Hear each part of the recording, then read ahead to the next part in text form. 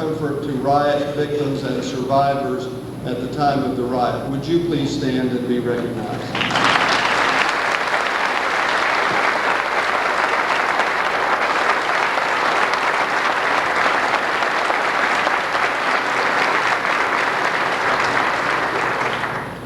And we've saved the best for last.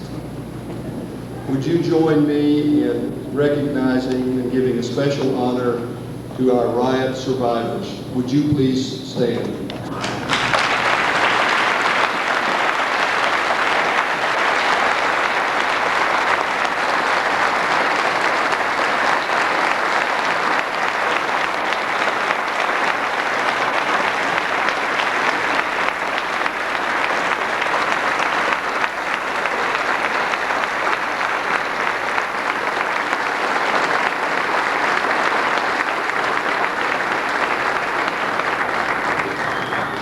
Now it's my great pleasure to call on the Reverend G.C. McCutcheon to introduce our special speaker today. I began by moving this Bible. Our speaker said he didn't want to beat this Bible, and so I moved it because he has asked me to do so.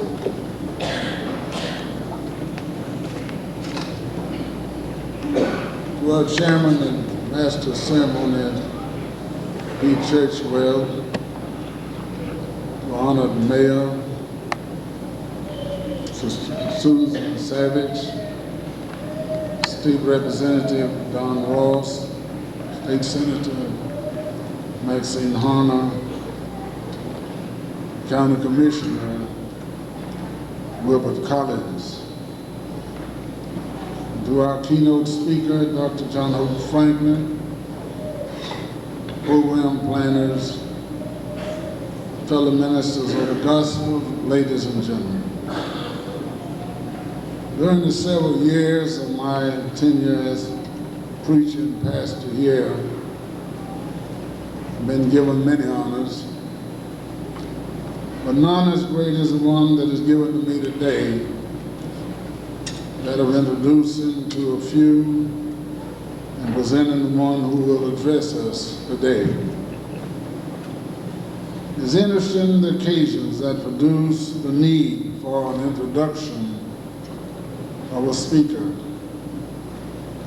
Today our speaker is most noted as a historian. Our occasion is a service of memorial for an historical event, Tulsa Race Riot of 1921. His most impressive curriculum vitae identify his professional marks of honor and service in his appointments to professorships at some of the world's best universities, offices held as public servant, and as civic leader, he has distinguished himself.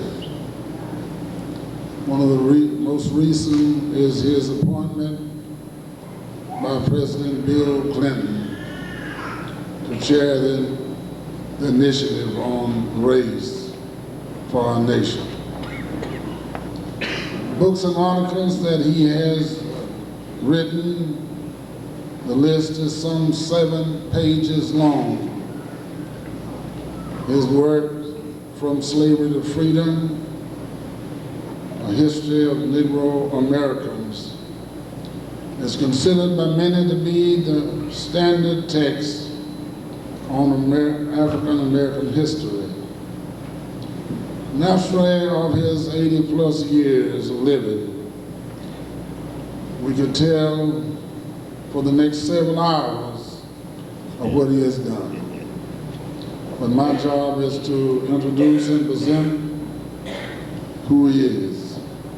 And let me say that none of these other things that are reasons that he has chosen for our speaker today, but because of all these things, he has been made a voice for historical accuracy and justice in this republic. I wonder if the most befitting introduction of him is to direct our attention one block north of this building and ask you to look up to the street sign there on the corner and read the name written there, John Hope Franklin Boulevard. And having a public city street named for him says two things: that this community has seen in him something it is so proud of that it aims to celebrate one of her own. And second, that this city wants the world to know that she lifts him up for the world to benefit from who he is. Also consider the fact that it is on this street, named after him, that one of the state's finest institutions of learning is located. This says something larger than we can see. So ladies and gentlemen, please stand with me as I give you a symbol of American history, American pride, and American hope, Dr. John Hope Franklin.